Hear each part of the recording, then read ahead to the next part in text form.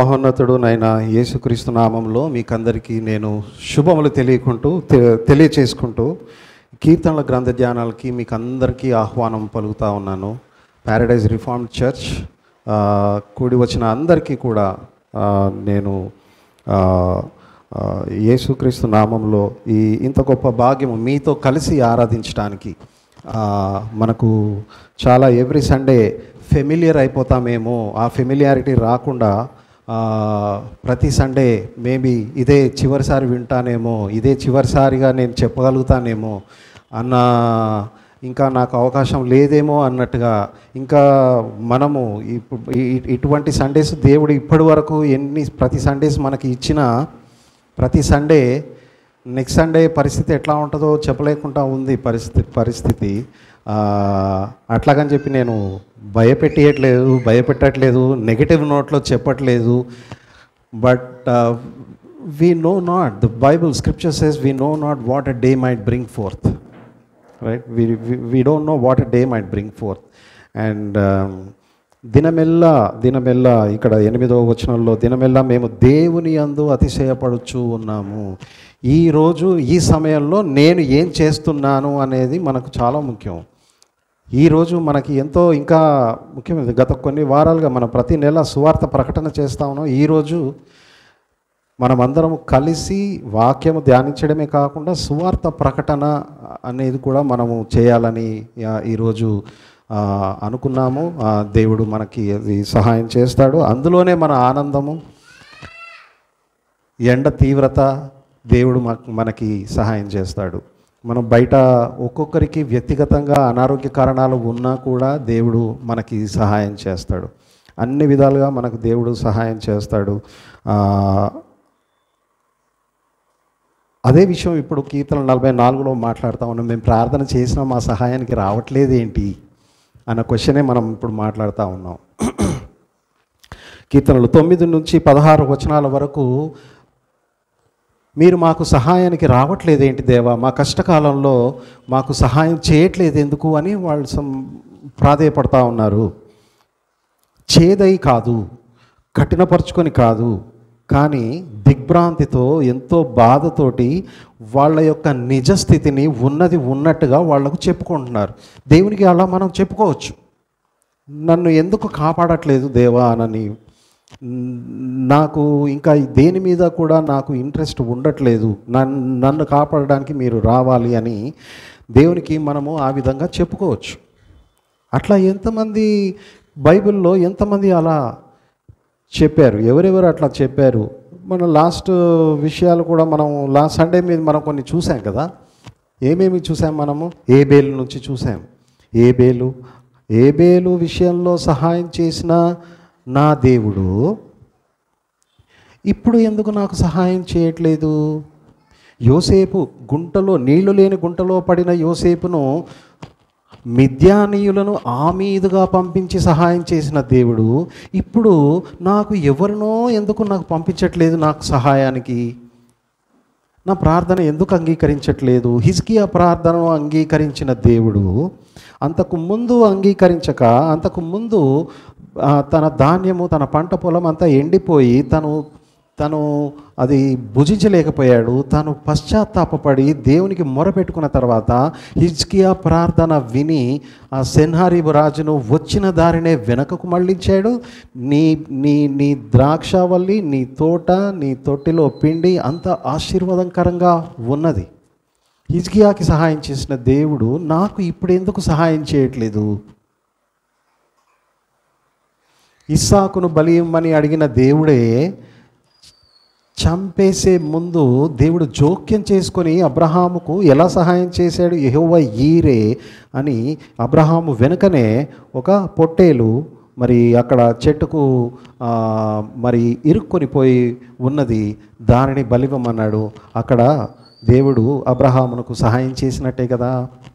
మరి ఇక్కడ మాకు ఎందుకు సహాయం చేయట్లేదు అనే ఆక్రందన, సంఘం యొక్క ఆక్రందన.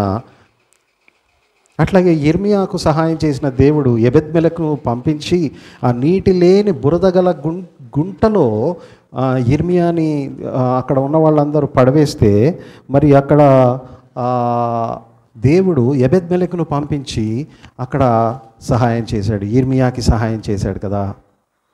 ఇక్కడ మాకెందుకు సహాయం చేయట్లేదు, ఇక్కడ మాకెందుకు సహాయం చేయట్లేదు? ఇవన్నీ సంసోను విషయంలో కూడా తన జీవిత కాలం అంతా కూడా దేవుడు సహాయం చేసిన తర్వాత ఈ ఒక్కసారికి నేను చనిపోయే ముందు ఈ ఒక్కసారికి నాకు సహాయం చేయండి దేవా అంటే సంసోను ప్రార్థన కూడా విని అక్కడ సహాయం చేసిన దేవుడు ఇప్పుడు నా విషయంలో ఇప్పుడు నాకు ఎందుకు సహాయం చేయట్లేదు, ఎందుకు అనే విషయం కూడా ఇక్కడ ప్రస్తావించబడింది.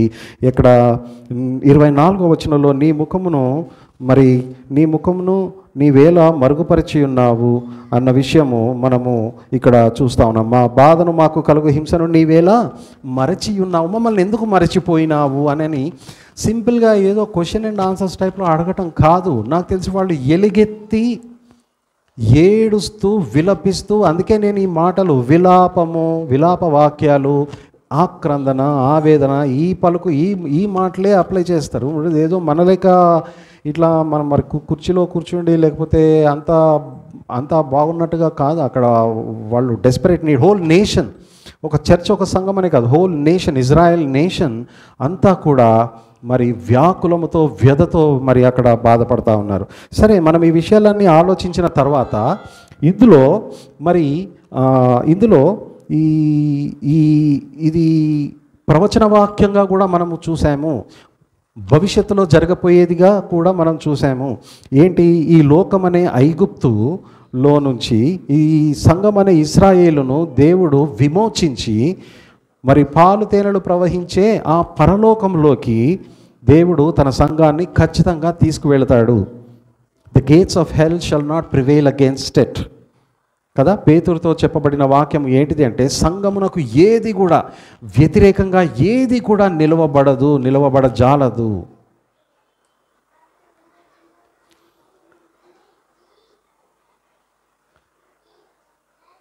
No weapon that formed against me shall prosper అన్నాడు. Right? The scripture says no weapon that formed against me shall prosper, against the church shall prosper, because the Lord will lift up a mighty banner against them. తర్వాత మనము ఇదే భాగంగా క్రీస్తుకు సాదృశ్యంగా ఇక్కడ క్రీస్తు బాధపడ్డట్టుగా, క్రీస్తు మరి అంగలార్చినట్టుగా, తర్వాత సంఘం కూడా మరి గొర్రె పిల్లవలే మరి వధకు సిద్ధమైన గొర్రెపిల్లవలే, వధకు తేబడిన గొర్రెపిల్లవలే సంఘంగా ఉన్నట్టు క్రీస్తు విషయంలో ఏ విధంగా ఇది రెలవెంట్ అనేది కూడా మనం చూసాము. నా దేవా నా చెయ్యి ఎందుకు విడిచితివి అన్న విషయం చూసాము. తర్వాత గొర్రెల కాపరిని నేను కొట్టుదును, మంద అంతయు కూడా చెదిరిపోదురు అన్న విషయాలను కూడా మనం చూసాము. ఇక్కడ 11వ వచనంలో అన్యజనులలోనికి మమ్మను చెదరగొట్టి ఉన్నావు అన్న విషయంలో సంఘము మరి అక్కడ చెదిరిపోయి ఉన్నది. మరి క్రీస్తును మరి అక్కడ అప్పగింపబడిన రాత్రి యూదా ఒక ముద్దుతో క్రీస్తు అప్పగింపబడిన తర్వాత శిష్యులందరూ కూడా చెదిరిపోయారు. ఇప్పుడు కూడా ఇక్కడ 44వ కీర్తనలో కూడా సంఘము అంతా కూడా అన్యజనులలోనికి చెదరగొట్టబడి ఉన్నారు. తర్వాత మరి క్రీస్తును కూడా మనం యెషయా 53వ అధ్యాయం కూడా మనం చూసాము. ఏంటి అంటే క్రీస్తు కూడా వధకు తేబడిన గొర్రె పిల్లగా మౌని అయి ఉండటాన్ని మనం చూసాము. సో క్రీస్తు మంచి గొర్రెల కాపరి, గొప్ప కాపరి, మంచి కాపరి, తర్వాత ప్రధాన కాపరి కదా. గొప్ప కాపరి, మంచి కాపరి, ప్రధాన కాపరి, అంతటి కాపరి తన గొర్రెలకు ప్రాణం పెట్టును. తనే కాపరి, తనే గొర్రెపిల్ల, తనే బలిపీఠము, సమస్తము ఆయనే. ఒక ఎలెక్ట్కి సమస్తము తను తాను సమర్పించుకున్నాడు. మరి క్రీస్తును ఇంకా మనము సో ఈ విషయాలను అదే కోవకు చెందిన మనము వాక్యము ఇంకా మళ్ళీ మనము చదువుకుందాము. యెషయా 63వ అధ్యాయము 63.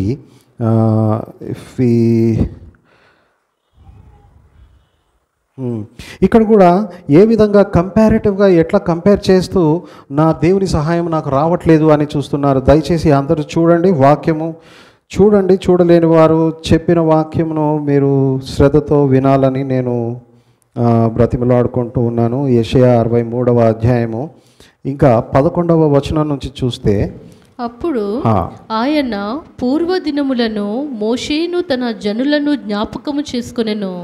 తన మంద కాపరులకు సహకారి అయి సముద్రములో నుండి తమ్మును తోడుకుని వచ్చిన వాడేడి, తమలో తన పరిశుద్ధాత్మను ఉంచిన వాడేడి, మోషే కుడి చేతి వైపున మహిమగల తన బాహువును పోనిచ్చిన వాడేడి, తనకు శాశ్వతమైన ప్రఖ్యాతి కలిగ చేసుకున్నటకు వారి ముందర నీళ్లను విభజించిన వాడేడి, మైదానములో గుర్రము పడని రీతిగా వాడు పడకుండా అగాధ జలములలో నడిపించిన వాడేడి అనుకునిరి. పల్లమునకు దిగు పశువులు విశ్రాంతి నొందునట్లు యెహోవా ఆత్మ వారికి విశ్రాంతి కలుగచేసెను. నీకు ఘనమైన పేరు కలుగునట్లు నీవు నీ జనులను నడిపించితివి. పరము నుండి చూడుము, మహిమోన్నతమైన నీ పరిశుద్ధ నివాస స్థలము నుండి దృష్టించుము. నీ ఆసక్తి ఏది? నీ శౌర్య కార్యములేవి? నా ఎడల నీకున్న జాలియు నీ వాత్సల్యతయు అణిగిపోయెనే. మాకు తండ్రివి నీవే. అబ్రహాము మమ్ము నెరగకపోయినను, ఇశ్రాయేలు మమ్మను అంగీకరింపకపోయినను, యెహోవా నీవే మా తండ్రివి. అనాది కాలము నుండి మా విమోచకుడని నీకు పేరే గదా. యెహోవా నీ మార్గములను తప్పి తిరుగునట్లుగా మమ్మను ఎందుకు తొలగ చేసితివి? నీ భయము విడిచినట్లు మా హృదయములను నీవెందుకు కఠినపరిచితివి? నీ దాసుల నిమిత్తము, నీ స్వాస్థ్య గోత్రముల నిమిత్తము తిరిగి రమ్ము. ఆమేన్. ఎస్, ఆమేన్. ఇది ఈ వచనాలు, ఈ వాక్యము అంతా కూడా సామ్ 44కి సరితూగుతుందా లేదా? ఏడి ఎక్కడ ఇప్పటి నుంచి చూస్తే, సముద్రములో నుండి తమ్మును తోడుకొని వచ్చిన వాడు ఏడి, బాహువును పోనిచ్చిన వాడు ఏడి, తన బాహువును పోనిచ్చిన వాడు ఏడి, తర్వాత వారు పడకుండా అగాధ జలములలో నడిపించిన వాడు ఎక్కడా అని అనుకునేది. తర్వాత 15, నీ ఆసక్తి ఏది? నీ శౌర్య కార్యములేవి? నా ఎడల నీకున్న జాలి. ఇవన్నీ చేదుతో అంటున్నట్టుగా అనిపిస్తుందా? కఠినంతో అంటున్నట్టుగా అనిపిస్తుందా? దేవుని పట్ల ప్రేమతో, ఏంటి, ప్రేమలో కొదువైన వాడుగా నన్ను ఇంకా ప్రేమించు దేవా అని, లవ్ సిక్, ప్రేమలో, దేవుని ప్రేమలో కొదువైన వాడుగా. మరి ఇక్కడ నీ ఆసక్తి ఏది? నీ శౌర్య కార్యములేవి? నా ఎడల నీకున్న జాలియు నీ వాత్సల్యతయు అణిగిపోయినే. మాకు తండ్రివి నీవే. అబ్రహాము మమ్మను ఎరగకపోయినను, ఇశ్రాయేలు మమ్మల్ని అంగీకరించకపోయినను, యెహోవా నీవే మా తండ్రివి. అనాది కాలము నుండి మా విమోచకుడని నీకు పేరే కదా. ఎంత బ్యూటిఫుల్ వర్స్ ఇది. ఈ వర్స్ చదివినప్పుడు నాకు ఎంతో చేయూతనిచ్చింది, ఎంతో అష్యూరెన్స్నిచ్చింది. దేవుడు మనకి ఖచ్చితంగా మనకు సహాయం చేస్తాడు, సంఘముగా మనకి సహాయం చేస్తాడు. యెహోవా నీ మార్గములను తప్పి తిరుగునట్లుగా. చూడండి 17వ వచనం ఏమంటుంది? మార్గములను తప్పి తిరిగినప్పుడు కూడా అక్కడ ఏమంటుంది? యెహోవా నీ మార్గములను తప్పి తిరుగునట్లుగా మమ్మును ఎందుకు తొలగజేసితివి? మమ్మను ఎందుకు తొలగజేసితివి? ఎట్లా ఉంది ఈ వాక్యము? దేవుడే వాళ్ళ చేత పాపం చేయించినట్టుగా కనపడుతుంది, కానీ దేవుడు ఎప్పుడు కూడా పాపము చేయించడు. అందుకని మనం ఏం చేస్తాము? మనం పరలోక ప్రార్థనలో కూడా గుర్తుందా ఏం చేస్తాము? పరలోక ప్రార్థనలో మనం ఏం చేస్తాము?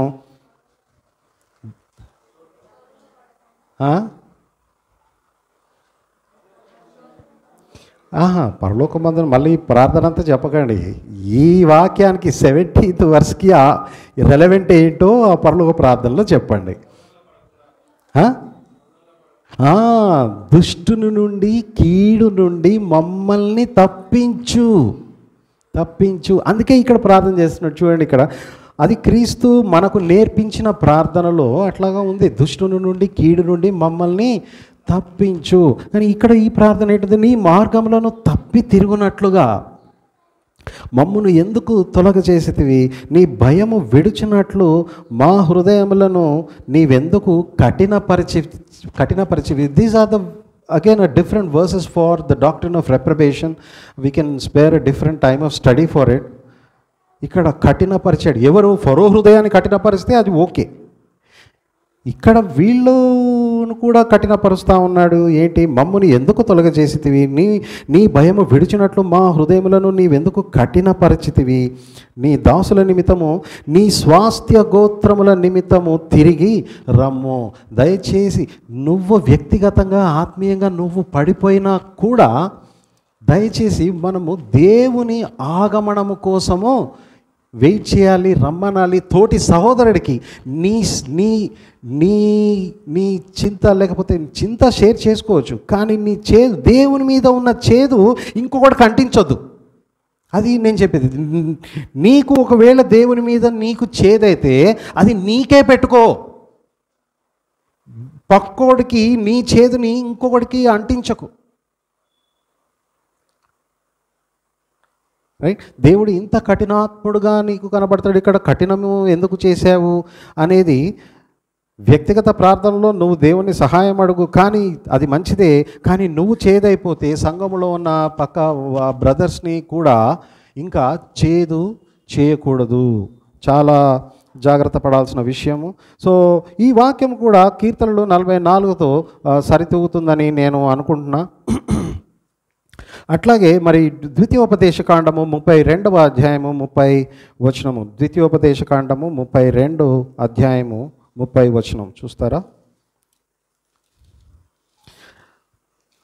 తమ ఆశ్రయదుర్గము వారిని అమ్మివేయని ఎడల, యెహోవా వారిని అప్పగింపని ఎడల, ఒకడు ఎట్లు 1000 మందిని తరుమును, ఇద్దరు ఎట్లు 10,000 మందిని పారద్రోలుదురు.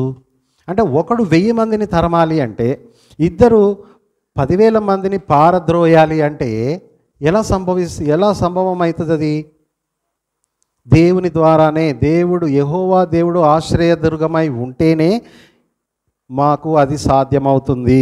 ఒకడు మరి తమ ఆశ్రయదుర్గము వారిని అమ్మివేయని ఎడల, యెహోవా వారిని అప్పగింపని ఎడల, ఒకడు ఎట్లు 1000 మందిని తరుమును, ఇద్దరు ఎట్లు 10,000 మందిని పారద్రోలుదురు. ఇదే కదా గిడియోను కూడా అన్నది. యెహోవా మీరు మాతో ఉంటే మేము ఎందుకు ఓడిపోతాము? మీరు మాతో ఉండట్లేదు కాబట్టి మేము మా యుద్ధంలన్నీ మేము ఓడిపోతున్నాము. కీర్తన 44లో కూడా మా సేనలతో నీవు బయలుదేరకయున్నావు, మా సేనలతో నువ్వు ఎందుకు ఉండట్లేదు, మాతో నువ్వు ఎందుకు ఉండట్లేదు. ఉన్నన్ని రోజులు మేము చూసాము. అక్కడి నుంచి మొదటి 8 వచనాలన్నిటిలో కూడా దేవుని బలాఢ్యమైన హస్తము, నీ దక్షిణ హస్తము మేము చూసాము. అది చూసి రుచి చూచి మేము యెహోవాని తెలుసుకున్నాము. అదే దక్షిణ హస్తము ఇప్పుడు మాకు కనబడట్లేదు. ఇక్కడ దేవుని సహాయము నాకు కనబడకుండా ఉన్నప్పుడు, దేవుని సహాయం నాకు రానప్పుడు, నాకు ప్రస్ఫుటంగా నాకు కనిపించేది ఏమిటి? దేవుని సహాయం రానప్పుడు, దేవుడు సైలెంట్గా ఉన్నప్పుడు, దేవుడు నీతో మాట్లాడనప్పుడు, దేవుడి నీ ప్రార్థన అంగీకరించినప్పుడు నీకు ప్రస్ఫుటంగా కనిపించేది ఏమిటి? దేవుడు విడిచిపెట్టాడని నేనే చెప్తున్నా, ఎగ్జామిన్ చేస్తున్నాడు అని. దేవుడు ఎగ్జామిన్ చేస్తున్నప్పుడు నీకు ప్రస్ఫుటంగా కనిపించేది ఏంటి? నీ కంటికి కనిపించేది ఏమిటి?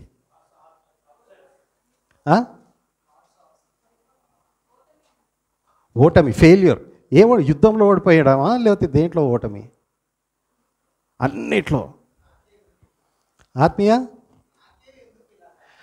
నాకే ఎందుకు ఇలాగా అని కూడా అనిపిస్తుంది. అవును, కానీ ఇక్కడ మొత్తం నేషన్ అంతా కూడుకొని చేస్తుంది, ఒక్క వ్యక్తి కాదు, అందరికీ జరిగింది. ఇక్కడ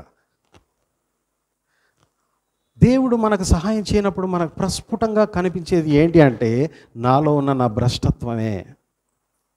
ప్రస్ఫుటంగా కనిపించేది నాలో ఉన్న నా భ్రష్టత్వమే. అటువంటి భ్రష్టత్వము, సముద్రం అంతటి భ్రష్టత్వం నా హృదయంలో ఉన్నప్పుడు మనము ఇప్పుడు చదవలసిన భాగము ఏమిటంటే 17 నుంచి, ఇదంతయు మా మీదకి వచ్చినను మేము నిన్ను మరువలేదు అని అంటున్నాడు. సో దేవుడు వ్యతిరేకంగా ఉంటున్నాడు. ఇక్కడ 9లో అవమానపరిచాడు, విడనాడాడు, మా సేనలతో బయలుదేరలేదు, మమ్మల్ని పారిపోచేయుచున్నావు, మమ్మల్ని మా శత్రువులు మమ్మల్ని ఇష్టం వచ్చినట్టుగా దోచుకుంటున్నారు, భోజన పదార్థంగా మమ్మల్ని చేసి ఉన్నావు, మమ్మల్ని చెదరగొట్టి ఉన్నావు, తర్వాత మమ్మల్ని అమ్మి ఉన్నావు, మా పొరుగువారి దృష్టికి మమ్మల్ని నిందాస్పదముగా చేసి ఉన్నావు, అపహాస్యాస్పదముగా ఎగతాళి కారణంగా చేసి ఉన్నావు, అన్యజనులు మమ్మల్ని ఒక సామెతకు హేతువుగా చేశావు, ప్రజల తల ఆడించిన కారణముగాను మమ్మల్ని ఉంచి ఉన్నావు, మమ్మల్ని నిందించారు, దూషించారు, శత్రువులను బట్టి పగ తీర్చుకుని వారిని బట్టి నేను దినమెల్లా అవమానమును తలపోయిచున్నాను, సిగ్గు నా ముఖమును కమ్మి ఉన్నదని. ఇవన్నీ కూడా మాకు వ్యతిరేకంగా ఇదంతయు మా మీదికి వచ్చినను. మా మీదికి ఎవరి ద్వారా వచ్చినను? దేవుని ద్వారా. మా మీదికి దేవుని ద్వారా వచ్చినను. 1 నుండి 8 వచనాల వరకు కలిగే ఆశీర్వచనములు దేవుని ద్వారానే వచ్చాయి. 9 నుండి 16 వచనాల్లో ఉన్న ఈ శ్రమలు కూడా దేవుని ద్వారా నుండే వచ్చాయి. మరి ఇదంతయు కూడా మరి ఈ నువ్వు మాకు సహాయం చేసినప్పుడు మేము బాగానే మిమ్మల్ని పొగడాము, ఆరాధించాము. ఇప్పుడు మాత్రం మాకు మీ సహాయము లేదు, రావట్లేదు. కానీ మాకు తెలిసేది ఏంటి? దేవుడు సహాయం చేయనప్పుడు అక్కడ నా భ్రష్టత్వమే కనబడుతుంది. ఇటువంటి నా భ్రష్టత్వం నాకు కనబడ్డా కూడా నేను దానికి ఈల్డ్ అవ్వకుండా ఉండాలి అనేది విశ్వాసి వైఖరి అయ్యింది. 17-18 చూస్తే, ఇదంతయు మా మీదికి వచ్చినను మేము నిన్ను మరువలేదు. ఇదంతయు మా మీదికి వచ్చినను మేము నిన్ను మరువలేదు, నీ నిబంధన మీరి ద్రోహులము కాలేదు, తర్వాత మా హృదయము వెనుకకు మరలిపోలేదు, మా అడుగులు నీ మార్గమును విడిచి తొలగిపోలేదు. మనం డిస్టర్బ్డ్గా ఉన్నప్పుడే ఏదో చిన్న టెంప్టేషన్, అది లస్ట్ అయినా కావచ్చు, లేకపోతే ధన ప్రాప్తి అయినా కావచ్చు, ఇంకా ఏదైనా కావచ్చు, దేవునితో నీకు సహవాసము సరిగ్గా లేకపోయినప్పుడు, దేవుడు నీకు విరుద్ధంగా ఉన్నా, నువ్వు దేవునికి విరుద్ధంగా ఉన్నా, ఆ టైంలో ఏదైనా ఒక నీ వీక్ పాయింట్ మీద వచ్చే టెంప్టేషన్ వచ్చినప్పుడు ఈజీగా మనము ఈల్డ్ అయిపోతాం. ఏది ఏమన్నా కానీ నాకు ఎట్లయితే అట్లా కానీ, నా వల్ల కాదు, ఇంకా దీనికి నేను ఈల్డ్ అయిపోతా. అది తాగుడో లేకపోతే ఇంకా ఏదైనా కానీ ఈల్డ్ అయిపోతా అని అన్న ఆలోచనలు మనకు వస్తాయి. కానీ ఇక్కడ ఈ సంఘము మాత్రము అట్లా విడవట్లేదు, ఈల్డ్ అవ్వట్లేదు. ఇదంతయు మా మీదకి వచ్చినను మేము నిన్ను మరువలేదు. అంటే మరిచిపోయే ఛాన్సెస్ చాలా హై, 90-95% హై ప్రాబబిలిటీ ఉంటుంది మనకి. మర్చిపోలేదా? మర్చిపోయే వాళ్ళు లేరా? ఉన్నారా? కష్టం వచ్చినప్పుడు మర్చిపోయిన వాళ్ళు ఉన్నారా? ఇక్కడ వీళ్ళు మాత్రము మేము నిన్ను మరచిపోలేదు అని అంటున్నాడు. కీర్తనలు 106వ అధ్యాయము 13వ వచనం చూస్తారా?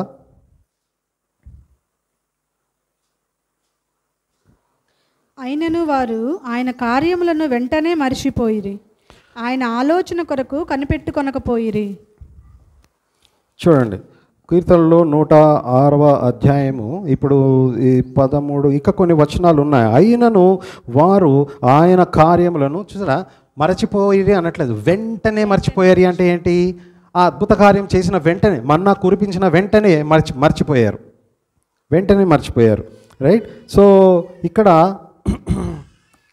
మరి 13వ వచనం ఇప్పుడు మనం చదివాము. ఏంటి? అయినను వారు ఆయన కార్యములను వెంటనే మరిచిపోయేరి, తర్వాత ఆయన ఆలోచన కొరకు కనిపెట్టుకొనకపోయేరి. ఆయన ఆలోచన బాగా డిస్కరేజ్డ్గా ఉన్నప్పుడు, డిప్రెషన్లో ఉన్నప్పుడు, డిప్రెషన్లో ఉన్నప్పుడు, ఏ పని చేయలేని అన్నప్పుడు, వంటగది అట్లాగే ఉంటుంది, లేకపోతే ఆఫీస్ వర్క్ అట్లాగే ఉంటుంది, పర్సనల్ వర్క్ అట్లాగే ఉంటుంది, దేవుని వర్క్ కూడా స్టాండ్ స్టిల్ అయిపోతుంది. And it seems like God is not bothered about his ministry. దేవుడు ఈ మినిస్ట్రీకి అసలు ఈ మినిస్ట్రీ గురించి దేవుడు అసలు పట్టనట్టుగా ఉన్నాడా? కనీసం ఇద్దరు కొత్త ఆత్మలన్న లాస్ట్ 5 years నుంచి ఒక 2-3 ఒక న్యూ ఎడిషన్స్ మినిస్ట్రీలో యాడ్ అయితే అందులో ఉన్న సంతోషమే వేరు కదా. కనీసం ఉన్నవాళ్ళు ఇంకా వెళ్ళట్లేదు, అందులోనే ఆనందపడుతూ ఉన్నాము. కానీ మనకి ఇంకొక క్రొత్త ఆత్మలు మనకి మినిస్ట్రీలో యాడ్ అయితే ఎంత దేవునిలో ఎంత ఆనందంగా ఉంటుంది. కానీ ఆ మినిస్ట్రీ అంతా ఆబ్స్టకల్గా హర్డల్గా ఆగిపోయేటట్టుగా నీకు అంతగా డిస్కరేజ్మెంట్ అవుతుంది. అప్పుడు ఎట్లా, అప్పుడు మన వైఖరి ఎలా ఉండాలి? ఇక్కడ మాత్రం వీళ్ళు చూడండి 13లో మనం చదివాము. దాని తర్వాత 21వ వచనం చదవండి. ఐగుప్తులో గొప్ప కార్యములను, హాము దేశములో ఆశ్చర్య కార్యములను, ఎర్ర సముద్రమునొద్ద భయము పుట్టించు క్రియలను చేసిన తమ రక్షకుడైన దేవునిని మరచిపోయిరి. అప్పుడు ఆయన, నేను వారిని నశింపచేసేదను. అయితే ఆయన వారిని నశింపచేయకుండానట్లు ఆయన కోపము చల్లార్చుటకై ఆయన ఏర్పరచుకున్న మోషే ఆయన సన్నిధిని నిలిచి అడ్డుపడెను. ఇక్కడ వీళ్ళు పాపము చేశారు, దేవుని ఉగ్రత తెచ్చుకుంటున్నారు. కానీ ఇక్కడ వీళ్ళు ఏ పాపంలో కొనసాగట్లేదు. అయినా దేవుని ఉగ్రత వారి మీద ఉంది. అయినా మా వైఖరి, మేము దేవుని పట్లానే ఉంటాము, మేము మరచిపోము అని బలంగా చెప్తా ఉన్నారు. వారు రమ్యమైన దేశమును నిరాకరించిరి, ఆయన మాట నమ్మకపోయిరి. చూసారా, ఆయన మాట నమ్మకపోయిరి. 25 యెహోవా మాట ఆలకింపక వారు తమ గుడారములో సణగుకొనిరి. మర్మర్. ఈ 44లో సణగుకోవడం కాదు, ఇది సణగుకోవడం కాదు. You are pouring out your heart. నీ నిజస్థితిని దేవుని ముందు మొత్తము నీ బాధ అంతా, నీ చింత యావత్తు దేవుని మీద వేడి అన్నట్టుగా కృమ్మరిస్తూ ఉన్నావు. మరి 29వ వచనం, వారు తమ క్రియల చేత ఆయనకు కోపము పుట్టించగా యెహోవా దేవునికి కోపము పుట్టించగా వారిలో తెగులు రేగెను. మరి ఇది 32, మెరీబా జలముల యొద్ద వారు ఆయనకు కోపము పుట్టించిరి. 32 తర్వాత 39, తమ క్రియల వలన వారు అపవిత్రులైరి, తమ నడవడిలో వ్యభిచరించిన వారు అయిరి. చూసారా పాపం ఎక్కడ దాకా తీసుకెళ్ళిందో. ఒక దగ్గర ఆగిపోయే సమస్య ఉండదు. నువ్వు దేవునిలో నువ్వు ఎదుగుతావు, లేకపోతే పూర్తిగా నువ్వు సాతానుకి out and out all out అయిపోతావు. తర్వాత 39, 43, అనేక పర్యాయంలో ఆయన వారిని విడిపించెను, అయినను వారు తమ ఆలోచనను అనుసరించి, చూసారా, తిరుగుబాటు చేయుచూ వచ్చిరి, తమ దోషము చేత హీన దశ నొందిరి. కానీ ఇక్కడ మాత్రము వారి దోషం లేదు, వారు ఏ పాపంలో కొనసాగట్లేదు. అట్లాగని మనం వీళ్ళు పాపం లేదు అని చెప్పట్లేదు, వీళ్ళు పాపరహితులు అని చెప్పట్లేదు. ఈ విషయంలో మాత్రము ఏ పాపంలో కొనసాగట్లేదు. పుట్టినప్పటి నుంచి వేరే విషయాలన్నిటిలో వాళ్ళు పాపం చేసి ఉంటారు. ఆ పాపాలకు వచ్చే శిక్ష కంటే మేము క్రీస్తుకు సాక్షిగా ఉన్నప్పుడు వచ్చే శిక్ష ఇది చాలా మాకు ఎక్కువ అయిపోయింది. మేము చేసిన పాపాలకు వచ్చే శిక్ష కంటే కూడా మేము ఇక్కడ క్రీస్తు కోసము వదకు తేయబడిన గొర్రెపిల్ల వలె మేము పడుతున్న బాధ మాకు ఎంతో ఎక్కువైపోయింది. బహుగా నలిపి ఉన్నావు. కింద 19, అయితే నక్కలున్న చోట నీవు మమ్మను బహుగా నలిపి ఉన్నావు, గాఢాంధకారము చేత మమ్మల్ని కప్పి ఉన్నావు అన్న విషయము చూడండి. ఎంత మరి ఖచ్చితంగా నీ వ్యక్తిగత ఇబ్బందులు, నీ వ్యక్తిగత ఫైనాన్షియల్ ఇబ్బందులు అనేది అవన్నీ పక్కకు పెడితే నువ్వు క్రీస్తు కోసము నువ్వు సఫర్ అవుతున్నావా లేదా? క్రీస్తు సాక్షిగా జీవిస్తున్నానా లేదా? ఎవరో వస్తే ఏదో చేస్తారు అని చెప్పి నేను సాక్ష్యం ఇవ్వడానికి నేను వెనకంజ వేస్తున్నానా? క్రీస్తుకు సాక్షిగా ఉండడానికి నేనేమైనా సిగ్గుపడుతున్నానా? క్రీస్తుకు సాక్షిగా ఉన్నప్పుడు పూర్తిగా మరి దేవుడు నాకు సహాయం చేయవలసిన సహాయము చేయకుంటే, దేవుడు మౌనంగా ఉంటే, అప్పుడు కూడా నేను నా సాక్షి జీవితాన్ని నేను కంటిన్యూ చేస్తున్నానా లేదా అన్న విషయాలు ఇక్కడ మనము ప్రతి విశ్వాసి ఆలోచించవలసిన విషయాలు. కానీ ఖచ్చితంగా ఒకటి గుర్తుపెట్టుకోండి, they that live godly in Christ, they that live godly in Christ shall suffer what? Persecution. 1 Timothy 3:12 చూస్తారా? 2 Timothy 3:12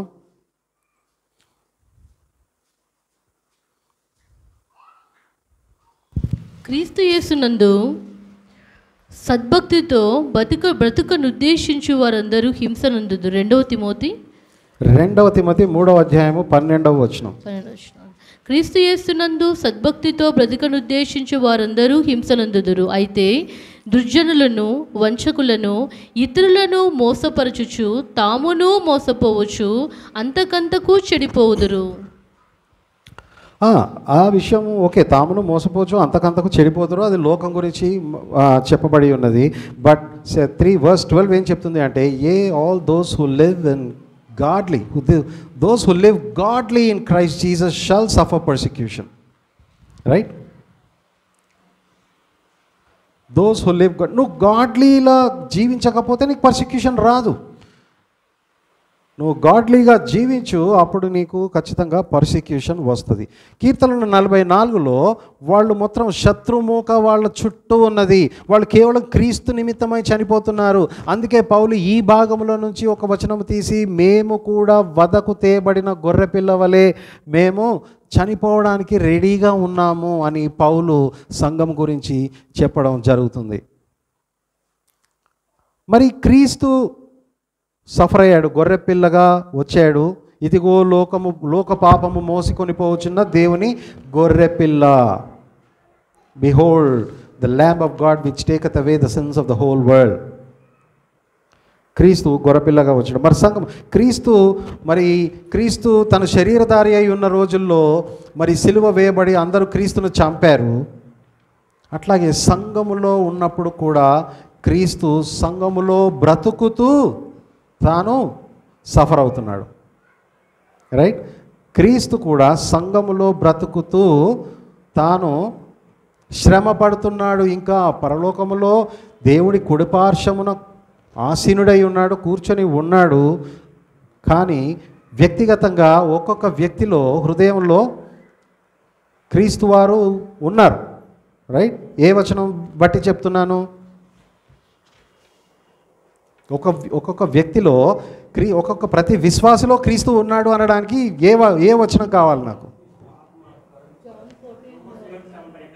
Romans 8, రైట్? చాలా వచనాలు ఉన్నాయి. ఓకే, ఇకను జీవించువాడను నేను కాదు, క్రీస్తే నా యందు జీవించుచున్నాడు. రైట్? Galatians 2:20. కాబట్టి వ్యక్తిగతంగా విశ్వాసిలో క్రీస్తు జీవిస్తూ శ్రమ పడుతున్నాడు. సంఘములో కూడా క్రీస్తు జీవిస్తూ శ్రమ పడుతున్నాడు. ఎప్పుడైతే సంఘము సువార్త చెప్తుందో ఆ సువార్త చెప్పే వాళ్ళని పర్సిక్యూట్ చేసినప్పుడు, శ్రమ పెట్టినప్పుడు, ఆ సంఘములో ఉన్నప్పుడు క్రీస్తు ఆ సంఘములో ఉండి బాధపడుతుంది. ఏ వచనం బట్టి చెప్పొచ్చు ఇది? ఎఫీషియన్స్. బ్రదర్ వసంత్కి చెప్తా ఉంటాడు ఎప్పటికీ. Ephesians 2, Ephesians 2:17. మరియు ఆయన వచ్చి, ఆయన అంటే ఎవరు? మరియు ఆయన వచ్చి దూరస్తులైన మీకును సమీపస్తులైన వారికి సమాధాన సువార్త ప్రకటించెను. ఎవరు ఆయన? ఆయన వచ్చి యేసుక్రీస్తు వచ్చి సంఘమునకు సువార్త ప్రకటించాడు, సమాధాన సువార్త ప్రకటించాడు. ఆయన వచ్చి, యేసుక్రీస్తు చనిపోయి ఆరోహణుడయ్యాడు కదా, ఎఫెసుకు వచ్చాడా యేసుక్రీస్తు? రాలేదే. పౌలు ఏమంటున్నాడు అంటే, మరి ఆయన వచ్చి అని అంటున్నాడు. ఇదే విషయం మనము మరి ఇంకా మన కీర్తనలు 40లో కూడా మనం చూసాం కదా.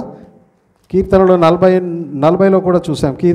కీర్తనలు 40వ అధ్యాయము 10వ వచనంలో, నీ నీతిని నా హృదయంలో ఉంచుకొని నేను ఊరకుండలేదు, నీ సత్యమును నీ రక్షణను నేను వెల్లడి చేసి ఉన్నాను, నీ కృపను నీ సత్యమును సమాజమునకు తెలుపక నేను వాటిని మరుగు చేయలేదు. యెహోవా, నీవు నీ వాత్సల్యమునకు నాకు దూరము చేయకుని కృపాసత్యములు ఎల్లప్పుడూ నన్ను కాపాడునుగాక. సో నీ సత్యమును నీ రక్షణను నేను వెల్లడి చేసి ఉన్నాను. అది క్రీస్తు గురించి చెప్పబడిన వాక్యము. ఎఫెసీ 2 2వ అధ్యాయం 17వ వచనంలో కూడా ఆయన వచ్చి దూరస్తులైన మీకును సమీపస్తులైన వారికి సమాధాన సువార్త ప్రకటించెను. క్రీస్తు సువార్త ప్రకటించను అని ఉంది. ఎట్లా ప్రకటించాడు? సంఘము సువార్త ప్రకటించినప్పుడు క్రీస్తు సువార్త ప్రకటిస్తాడు. సంఘము దెబ్బలు తిన్నప్పుడు క్రీస్తు సంఘములో ఉండి క్రీస్తు దెబ్బలు తింటున్నాడు. నీ మీద నువ్వు సువార్త చెప్పినప్పుడు నీ మీద ఎవరైనా చేయి చేసుకుంటే వారు నా కనుపాప మీద చేయి చేసుకున్నట్టే. They touch the apple of you are the apple of mine eye, God says, all his servants. అన్ని దేవుడి స్కూల్లో, దేవుడి బడిలో దేవుడు మనల్ని ఎంతో కష్టాలు పెడతాడు. కానీ వేరే వాళ్ళు వచ్చి నిన్ను టచ్ చేసినప్పుడు, నిన్ను దెబ్బలు గాయములు చేసినప్పుడు అప్పుడు నా కనుపాపను వాళ్ళు ముట్టుకున్నట్లే. అంతటి వాక్యం చెప్పి కూడా స్టెఫెను చనిపోవడం జరిగింది. ఎట్లా? పూర్తిగా రాళ్లతో కొట్టబడడం జరిగింది. మరి ఇంకా మిగతా పేతురు, తోమా, యెషయా వీళ్ళందరూ కూడా తలకిందులుగా సిలువ వేయబడ్డారు, రంపంతో 2గా కోయబడ్డారు. ఈ వాగ్దానాలు ఉన్నా కూడా ఈ వాగ్దానాలు జరగవని కాదు. దేవుని కోసం మేము ప్రాణాలు పెట్టడానికి, మేము ఇష్టపూర్వకంగా ప్రాణాలు పెట్టడానికి మేము రెడీగా ఉన్నాము. దేవుడు మాకు సహాయం చేస్తే చేశాడు, చేయకపోయినా పర్వాలేదు. షడ్రక్, మెషక్, అబేద్నెగో తోటి వాళ్ళు ఏవైతే అన్నారో, మేము దేవుడు మాకు సహాయం చేయకున్నా మేము నీకు మొక్కేది మాత్రము లేదు అని యెహోవా ఇచ్చెను, యెహోవా తీసుకొనెను, యెహోవా నామము మహిమపరచబడును గాక అని యోబు వలె మరి మనం అందరం కూడా అట్లాగే మరి ఉండాలి అని నేను అందరికీ మనవి చేస్తున్నాను. మరి అట్లాగే ఇంకా మరి ఇవన్నీ కూడా ఈ మనము డిస్కస్ చేసిన విషయాలన్నీ కూడా ఎవరెవరు మనము ఇర్మియా గురించి డిస్కస్ చేశాము, లేకపోతే సంసోను, ఇర్మియా, యోసేపు, తర్వాత వీళ్ళందరి గురించి మన ఇంకా ఏబేలు, అబ్రహాము, వీళ్ళందరి గురించి మనం డిస్కస్ చేశాము. వీళ్ళందరూ దేవుని నుంచి మరి కొంత సమయం అయినా కూడా వాళ్ళు పొందుకున్నారు. మరి ఇదే విషయంలో పేతురు విషయంలో చూస్తే ఏమవుతుంది? పేతురు యోహాను 21వ అధ్యాయము వెళ్తే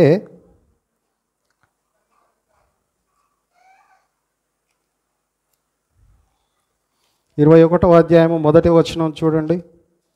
21వ అధ్యాయము మొదటి వచనము. అటు తరువాత యేసు తిబెరియా సముద్ర తీరమున శిష్యులకు మరలా తన్ను ప్రత్యక్షపరచుకొనెను. ఆయన తన్ను ప్రత్యక్షపరచుకొనిన విధమేదనగా, సీమోను పేతురును, దిదుమా అనబడిన తోమాయు, గలిలయలోని కానా అని ఊరివాడుగు నతానేలు, జెబెదయి కుమారులను ఆయన శిష్యులలో మరి 2 కూడి ఉండిరి. సీమోను పేతురు, నేను చేపలు పట్టబోదునని వారితో అనగా, వారు, మేమును నీతో కూడా వచ్చుదమనరి. వారు వెళ్ళి దోణి ఎక్కిరి, కానీ ఆ రాత్రియు ఏమీయూ పట్టలేదు. ఈ 3వ వచనం చూడండి. సీమోను పేతురు ఏమన్నాడంటే, నేను చేపలు పట్టబోదునని వారితో అనగా, ఎవరితోటి? ఈ సంఘంతోటి. ఒక్కడెళ్తే ఇంకా ఆయనతోటి అందరూ వెళ్ళటం. అంటే ఇక్కడ కూడా మనం గమనించాలి, ఒకరు వెళ్ళగానే బ్లైండ్గా do you know what is mean by blind? Carried away. ఎక్కడ చదివాము ఈ carried away? Led away, carried away. రీసెంట్గా మనం చదువుకున్నాం కదా.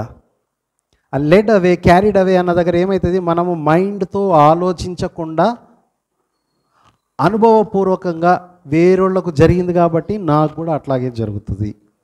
ఎక్కడ చదువుకున్నాం గుర్తులేదా? 1 కొరింథీయులు 12వ అధ్యాయము మొదటి వచనం చూడండి, లేకపోతే 2వ వచనం.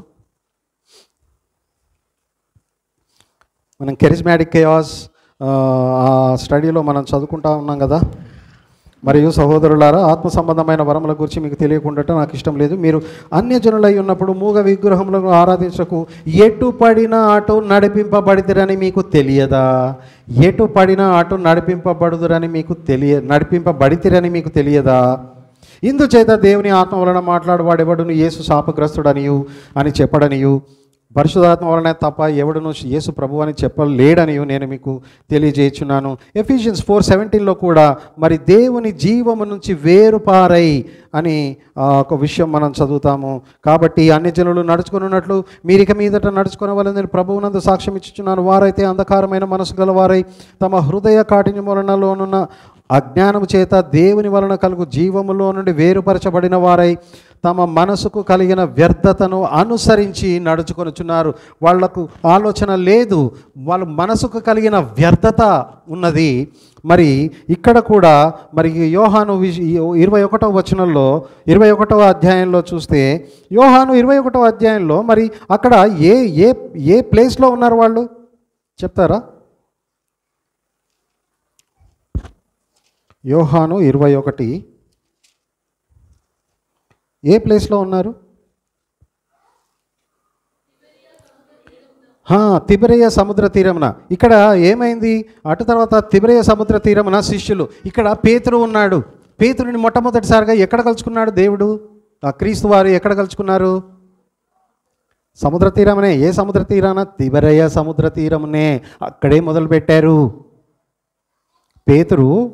పేతురుని దేవుడు యోహాను 6వ అధ్యాయం తీయండి. యోహాను 6వ అధ్యాయము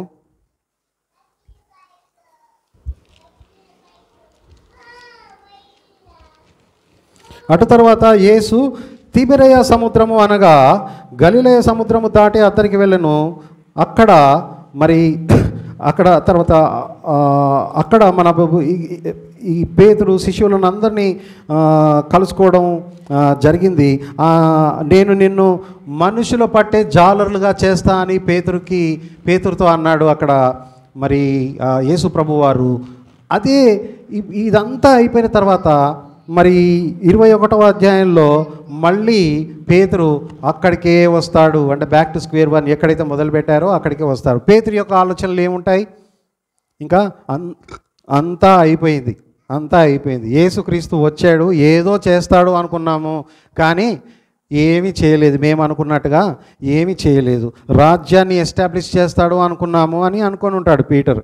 ఆ రాజ్యంలో నేను క్రీస్తుతో పాటు ఎన్నెన్నో ప్లాన్స్ ఉండుంటాయి. ఇప్పుడు అవన్నీ అయిపోయాయి.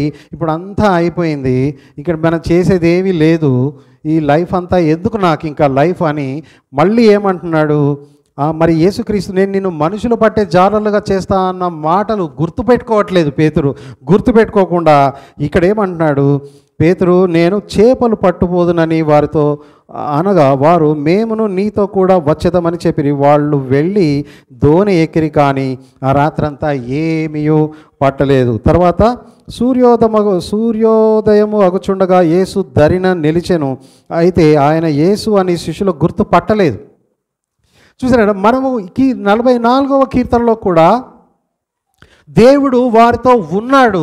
ఆ కష్టంలో, ఆ శ్రమలో దేవుడు మనతో ఉన్నా కూడా దేవుడు మనతో ఉన్నాడు అని గుర్తు పట్టలేము.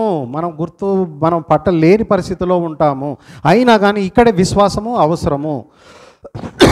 ఇక్కడ క్రీస్తు వారి మధ్యలో ఉన్నా కూడా, అయితే ఆయన యేసు అని శిష్యులు గుర్తుపట్టలేదు. కానీ దేవుడు మాత్రం విడవలేదు. క్రీస్తు మాత్రం వాళ్ళని విడవలేదు. పిల్లలారా, భోజనముకు మీ వద్ద ఏమైనా ఉన్నదా అని వారిని అడగగా లేదని వారు ఆయనతో చెప్పిరి. అప్పుడు ఆయన దోణి కుడి ప్రక్కను వల వేడి మీకు దొరుకునని చెప్పాను గనుక వారు అలాగూ చేయగా చేపలు విస్తారంగా పడిపోయి వల లాగలేకపోయిరి. కాబట్టి యేసు ప్రేమించిన శిష్యుడు ఆయన ప్రభువు సుమి అని పేతురుతో చెప్పెను. అంటే దేవుడు వాళ్ళతో ఉన్నాడు, క్రీస్తు వాళ్ళతో ఉన్నాడు. సో ఫైనల్గా పేతురు దగ్గరికి వచ్చినట్టుగా, క్రీస్తు పేతురు దగ్గరికి వచ్చినట్టుగా స్టెఫెను దగ్గరికి రాలేదు. లేకపోతే పేతురు కూడా ఇప్పుడు ఇక్కడ వచ్చినా కూడా పేతురు తర్వాత తలకిందులుగా సిలువ వేయబడ్డాడు. అదైతే మాత్రము తప్పదు కదా. దేవునికి క్రీస్తుకు హతసాక్షిగా ఉండాలి. ఎన్ని కష్టాలు వచ్చినా కూడా క్రీస్తుకు హతసాక్షిగా మనము ఉండాలి అనేది ఈ యొక్క 44వ కీర్తన యొక్క సారాంశము. మరి ఇంకా కిందికి మనం వెళ్తే వారు 15వ వచనంలో వారు భోజనం చేసిన తర్వాత యేసు సీమోను పేతురును చూచి, యోహాను కుమారుడవైన సీమోను, వీరికంటే నన్ను ఎక్కువగా ప్రేమించుచున్నావా? క్వశ్చన్ చూసారా? వీరికంటే నన్ను ఎక్కువగా ప్రేమిస్తున్నావా లేదా? వీరికంటే అంటే ఏంటి? అపోస్తలులందరూ కూడా వాళ్ళతోటే వెళ్ళిపోయారు, పేతురుతోటే వెళ్ళిపోయారు. నువ్వు అపోస్తలులైనా అనుకో, కొంతమంది బాగా భోజనము ఇష్టపడే వాళ్ళు ఏమనుకుంటారు? చేపల కంటే నన్ను ఎక్కువ ప్రేమిస్తున్నావా? అంతగా భోజనాన్ని ఇష్టపడతారు కొంతమంది. ఈ చేపల కంటే నన్ను ఎక్కువ ప్రేమిస్తున్నావా, లేకపోతే వీరికంటే ఎక్కువగా ప్రేమిస్తున్నావా? ఎందుకంటే వీరికంటే అంటే ఆ చేపలని కూడా ఎందుకు అంటున్నానంటే, పేతురుకి మిగిలిపోయి కళ్ళ ముందట కనబడేది ఆ ఒకటే ప్రొఫెషన్. ఇంకా ఏమీ లేదు పేతురుకి, ఇంకేం తెలియదు. ఆయనకు తెలిసిందల్లా వలేయటం, చేపలు పట్టడం. సో నీ ప్రొఫెషన్ని ఎక్కువగా ప్రేమిస్తున్నావా, లేకపోతే ఈ భోజన పదార్థమైన ఈ చేపలను ఎక్కువ ప్రేమిస్తున్నావా, లేకపోతే శిశువులను ఎక్కువ ప్రేమిస్తున్నావా?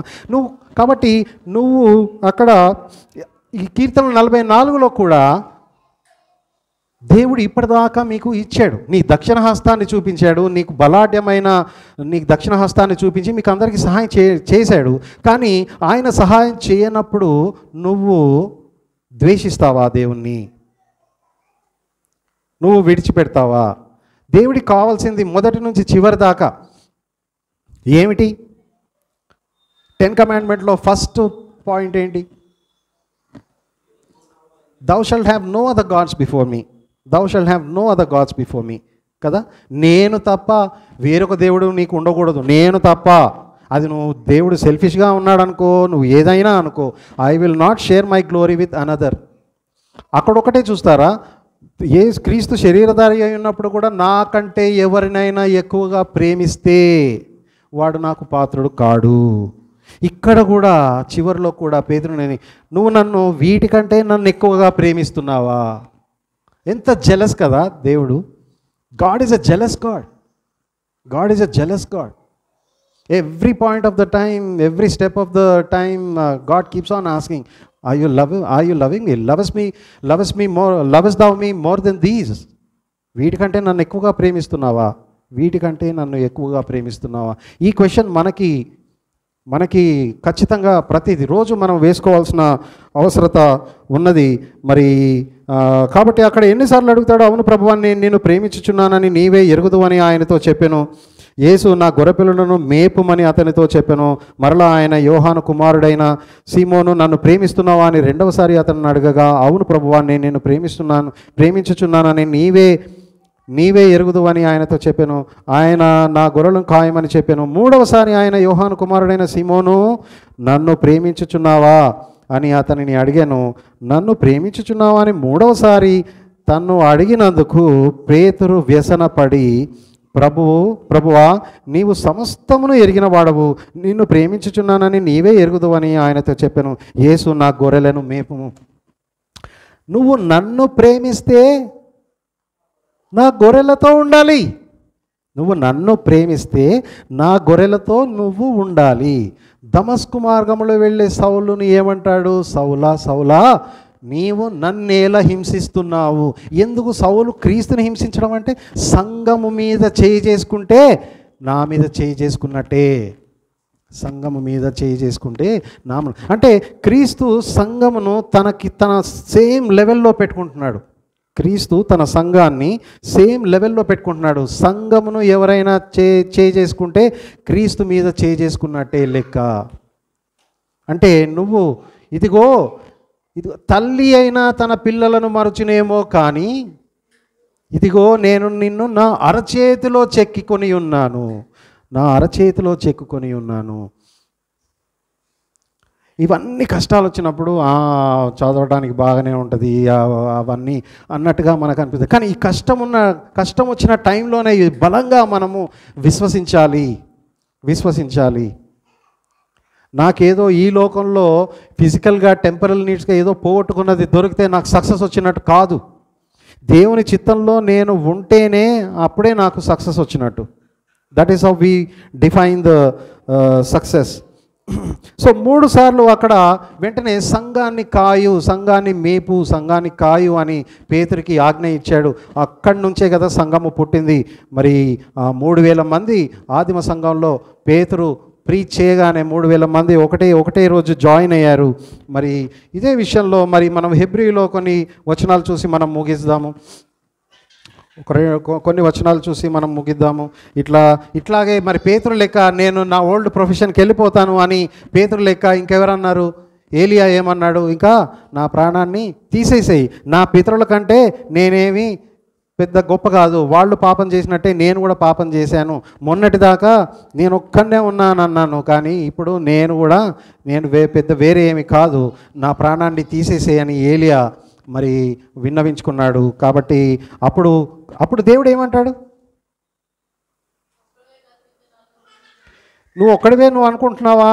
నువ్వు ఒక్కడివే కాదు, ఇంకా 7000 మంది, బయలకు మొక్కని 7000 మంది శేషిత జనము నాతోటి ఉన్నారు అని మరి దేవుడు అంత అద్భుతంగా చెప్తాడు.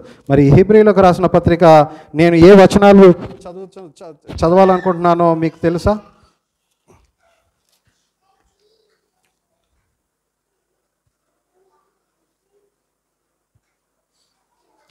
హెబ్రీలకు రాసిన 10వ అధ్యాయము 39వ వచనం చూడండి. అయితే మనము నశించుటకు వెనుక తీయువారము కాము గాని ఆత్మను రక్షించుకున్నటకు విశ్వాసము కలిగిన వారమై ఉన్నాము. ఆత్మలను రక్షించుకున్నటకు విశ్వాసము కలిగిన. We are not of those who draw back to perdition. మనము వెనుకకు తీయవలసిన వారము. ఇదే కదా మనం చదివింది 44వ కీర్తన, మేము వెనకకి మరలిపోలేదు అని ఉంది. అక్కడ మరచిపోయారు అని అంటే కీర్తనలు 106వ అధ్యాయం 13 కొన్ని వచనాలు మనం చూసాం, వాళ్ళు వెంటనే మరచిపోయేరి. తర్వాత 44వ కీర్తనలో తర్వాత అంశం ఏమిటి? నీ నిబంధన మీరు ఇదంతయు మా మీదికి వచ్చినను మేము నిన్ను మరువలేదు, నీ నిబంధన మీరు ద్రోహులము కాలేదు, మా హృదయము వెనుకకు మరలిపోలేదు. రైట్. 18వ వచనం, మా హృదయము వెనుకకు మరలిపోలేదు.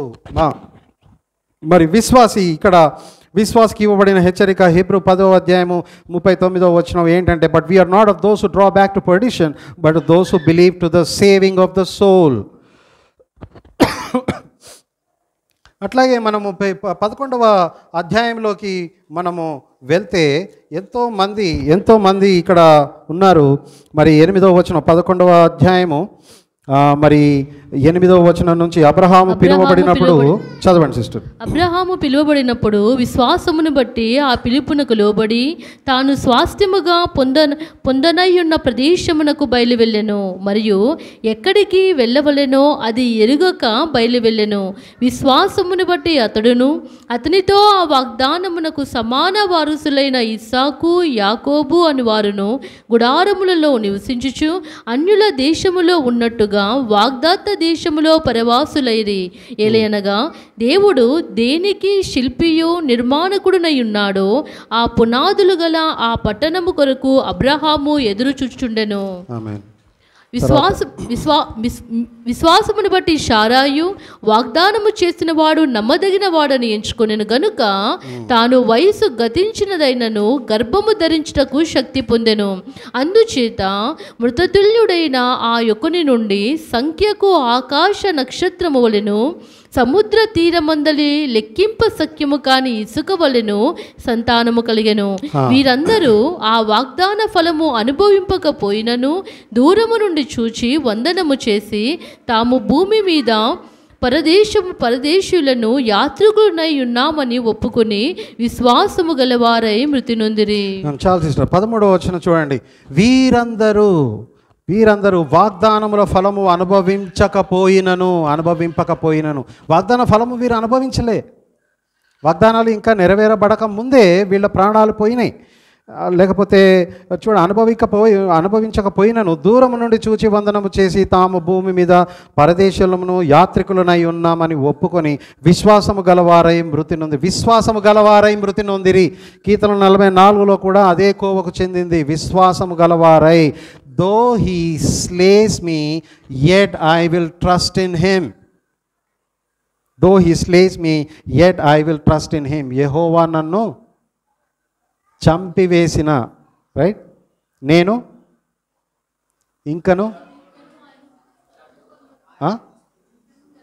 ఇంకను ఆయనను స్తుతించేదను. మీరు కీర్తన 44 ఒకటి చెప్తున్నారా?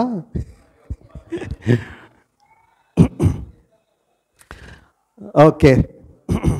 సో ఇంకా ఏమి చెప్పాలి? 29వ వచనంకి వెళ్తే, విశ్వాసమును బట్టి వారు పొడి నేల మీద నడిచినట్లు ఎర్ర సముద్రంలో బడి నడిచిపోయిరి. ఐగుప్తీయులు అలాగు చేయజూచి మునిగిపోయిరి. విశ్వాసమును బట్టి 7 దినముల వరకు ప్రదక్షిణము చేయబడిన తర్వాత ఎరికో గోడలు కూలెను.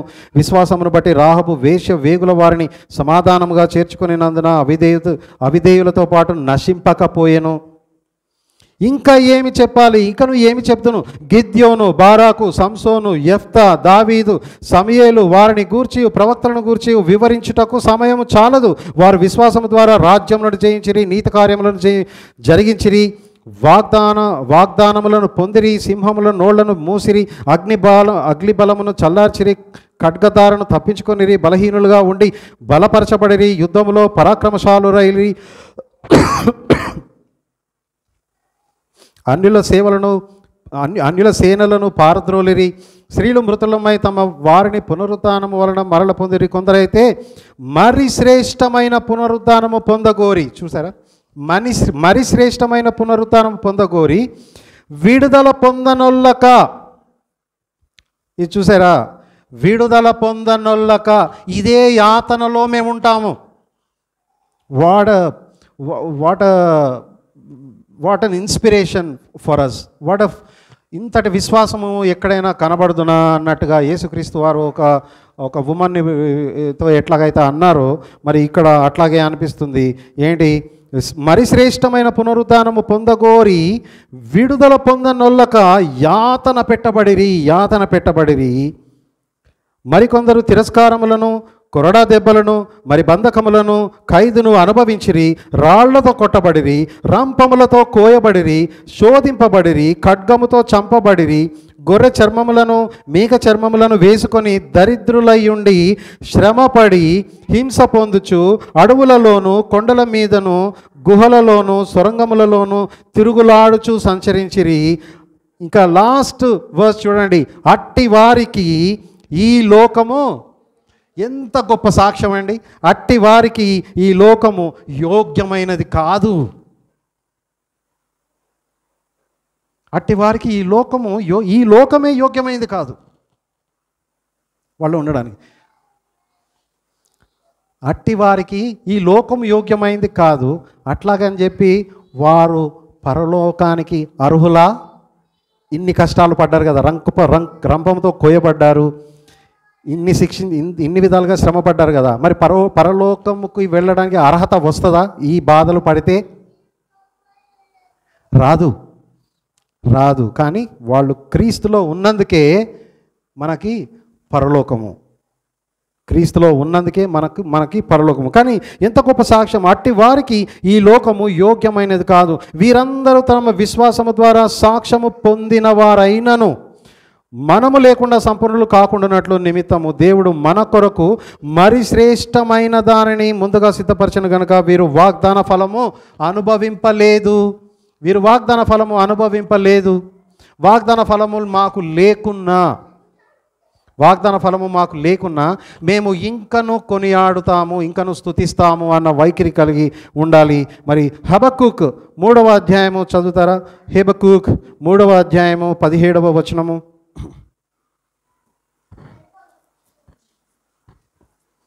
ఇది చదివి ఇంకొక విషయాన్ని షేర్ చేసుకొని నేను ముగిస్తాను. హేబకుక్ అంజూరపు చెట్లు పూయకుండినను, ఆ.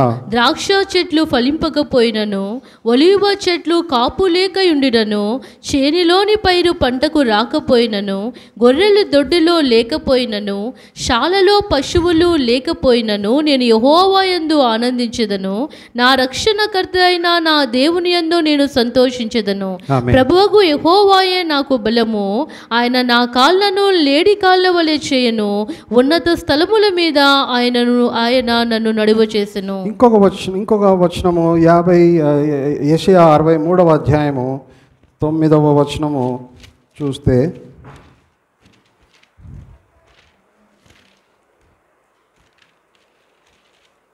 యావత్ బాధలో ఆయన బాధ నొందెను, ఆయన సన్నిధి దూత వారిని రక్షించెను. ప్రేమ చేతను తాలిమి చేతను వారిని విమోచించెను. పూర్వదినములన్నిటను ఆయన వారిని ఎత్తుకొనుచు మోసుకొనుచు వచ్చెను. చూడండి ఇక్కడ ఎంత బాగా మనకి ఇక్కడ వివరించబడి ఉన్నది. సంఘము శ్రమలో ఉన్నప్పుడు వారి యావత్ బాధలో ఆయన బాధ నొందెను. సంఘము బాధపడుతుంటే ఆయన కూడా బాధపడుతుంది. వారి యావత్ బాధలో ఆయన బాధ నొందెను, ఆయన సన్నిధి దూత వారిని రక్షించెను. ప్రేమ చేతను తాళిమి చేతను వారిని విమోచించెను. పూర్వదినములన్నిటిను ఆయన వారిని చూడండి ఎత్తుకొనుచు మోసుకొనుచు వచ్చెను. సంఘాన్ని పడిపోయే విశ్వాసిని ఎత్తుకొనుచు తర్వాత మోసికొనుచు వచ్చెను. ఎంత బ్యూటిఫుల్ వర్స్ అండి. అట్లాగే యెషయా 40th వర్స్లో కూడా ఎంత జెంటిల్గా తాను దేవుడు తన సంఘాన్ని చూసుకుంటాడు అక్కడ చెప్తాడు. ఐజయా 40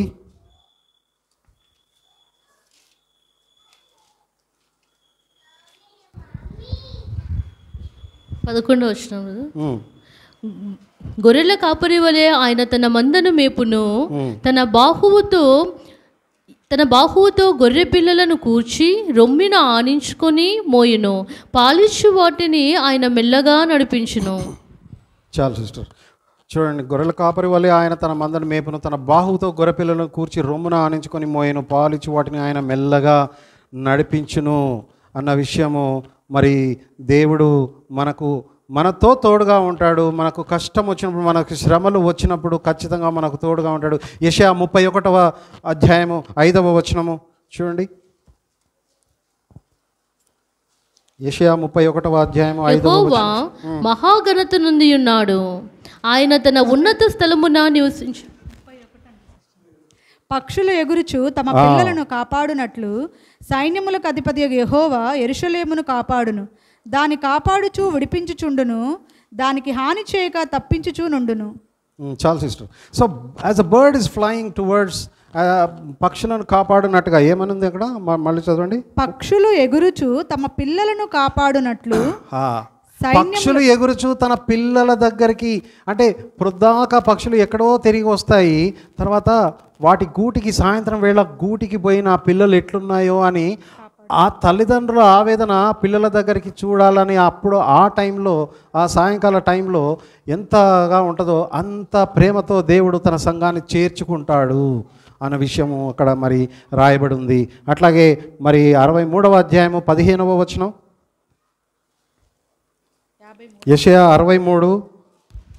పరము నుండి చూడుము, పరము నుండి చూడుము, మహోన్నతమైన నీ పరిశుద్ధ నివాస స్థలము నుండి దృష్టించుము.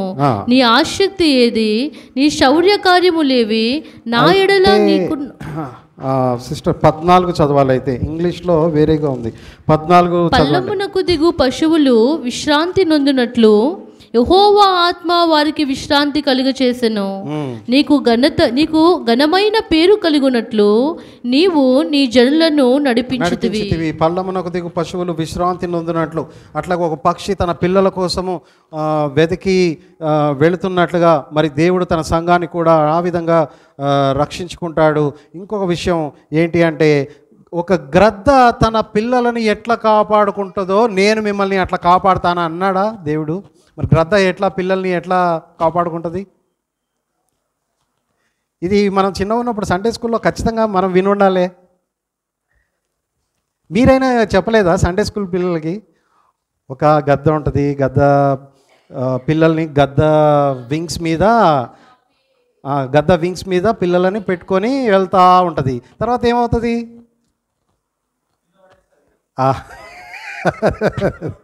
అది ఆ గద్ద ఏం చేస్తుందంటే పిల్లల్ని కావలసుకునే ఇంటెన్షనల్గా, ఉద్దేశపూర్వకంగా గద్ద పిల్లల్ని కింద పడేస్తుంది. పిల్లలు కిందికి పడిపోతూ ఉంటారు. ఆ పిల్లల యొక్క పరిస్థితే కీర్తనలు 44వ అధ్యాయము. ఆ పిల్లల యొక్క పరిస్థితే కీర్తనలు 44లో రోదిస్తున్న విశ్వాసి విలాపం. గద్ద వదిలేస్తుంది. విడువను ఎడబాయను అన్న దేవుడు వాళ్ళ మంచి కోసము, ఏంటి వాళ్ళ మంచి?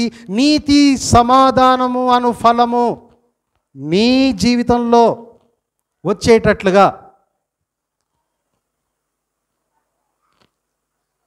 You are the apple of mine own I అన్న దేవుడే నిన్ను వదిలేసి, ఆ గ్రద్ద తన పిల్లల్ని వదిలేసి మళ్ళా భూమి మీదకి పడిపోయేలోగా మళ్ళా ఆ గ్రద్ద మళ్ళా తన పిల్లల్ని అందుకొని మరి కాపాడుకుంటుంది. అటువంటి ప్రేమ. కాబట్టి మరి అది మనం దేవుని ప్రేమ ఎన్నడెన్నటికి మారనిది. ఆయన ప్రేమ నిన్న నేడు రేపు ఏకరీతిగా ఉన్న దేవుడు. నాకు జవాబు ఇచ్చాడా లేదా అనేది దాన్ని బట్టి నేను నిర్ణయం చేయకూడదు, దేవుడా కాదా అన్న విషయం. ఇంకొక విషయం గమనిస్తారా? ఈ చిన్న థాట్ ప్రాసెస్, ఈ పర్స్పెక్టివ్, ఒక థాట్ ప్రాసెస్ నేను పెట్టాలని అనుకుంటున్నా. మోషే కొండ మీదకి వెళ్ళినప్పుడు ఏం చూస్తాడు? మండుచున్న పొద చూస్తాడు. అక్కడ ఏంటది? ఏం జరుగుతుంది?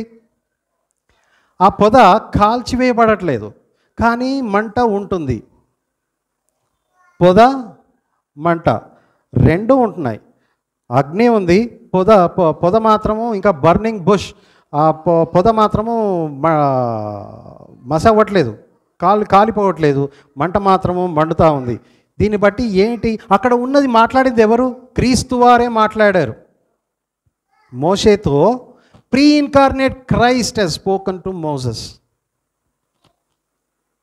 Pre incarnate Christ he's spoken to Moses. ఇది 44కి ఎలా సంబంధించింది అని మీరు నన్ను అడుగుతారా? నేను మిమ్మల్ని అడగాల? మీరు అడుగుతారేమో అనుకుంటున్నా. ఇది 44కి ఎట్లా సంబంధించింది? 44 కీర్తనలో ఏమవుతుంది? సంఘము ఇబ్బంది కొలిమిలో పుటము వేయబడుతుంది కదా. I have chosen you in the furnace of affliction. I have chosen you in the furnace of affliction. ఇబ్బంది కొలిమిలో నేను నిన్ను ఏర్పరచుకున్నాను. రైట్? మరి ఈ మండుచున్న పొద కూడా ఏంటి? ఆ ఇబ్బంది కొలిమి ఏంటి? ఇక్కడ మండుచున్న పొద ఏంటి? ఇబ్బంది కొలిమి ఏంటి? మండుచున్న పొద ఏంటి? పొద ఏంటి? ఈ అగ్ని ఏంటి? అగ్ని ఏంటి అంటే దేవుడు అనుగ్రహించిన శ్రమ. ఉట్టి శ్రమ అనకూడదు, దేవుడు పెట్టే శ్రమ. దేవుడు పెట్టే శ్రమ దేని మీద? మండుచున్న పొద ఏంటి? సంఘము. నువ్వు ఎన్ని శ్రమలు పెట్టినా ఆ పొద మాత్రము కాలిపోవట్లేదు. ఆ పొద కాలిపోవట్లేదు. ఈ బర్నింగ్ బుష్ అట్లాగే ఉంటుంది, ఈ పొద కూడా అట్లాగే ఉంటుంది. అందుకే ఆ పాటలో మనము ఏం పాడతాము? మన పాటలో ఈ సంఘపు పునాది క్రీస్తే సాదీశుడు ఆయను అన్న పాట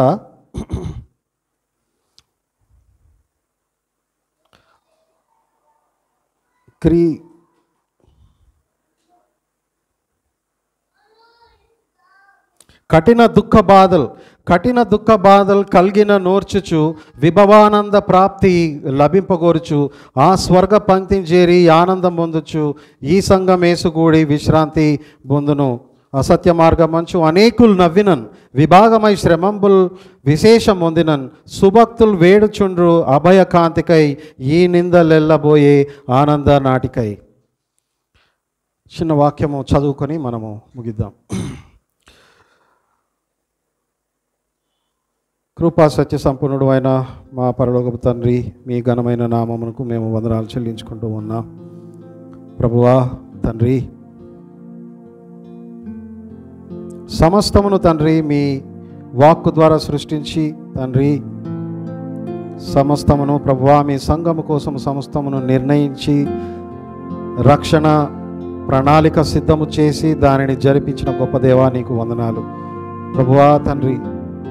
మమ్మల్ని మీరు ఇబ్బంది కొలుములో ఏర్పరచుకున్నారు అన్న విషయం తండ్రి మేము గుర్తెరిగి ప్రభువా మీకు ఇష్టముగా ఉండినట్లుగా తండ్రి ఏ యోగ్యత లేకునను క్రీస్తు రక్తము ద్వారా తండ్రి మీ సన్నిధిలోకి వస్తూ ఉన్నాం తండ్రి. మమ్మల్ని క్షమించండి. మీకు సాక్షి గల జీవితము, మీకు సాక్షి అయిన జీవితము తండ్రి మేము జీవించేటట్లు మాకు సహాయం చేయమని ప్రభువా తండ్రి. మా ఏమైనా ప్రభువా దోషములు ఉంటే ప్రభువా మమ్మల్ని మన్నించమని సంఘపక్షముగా తండ్రి నేను క్రీస్తు నామంలో వేడుకుంటూ, యేసు ప్రభు ప్రశస్త నామంలోనే ఈ ప్రార్థన అడిగి వేడుకుంటూ ఉన్నాను తండ్రి. ఆమేన్.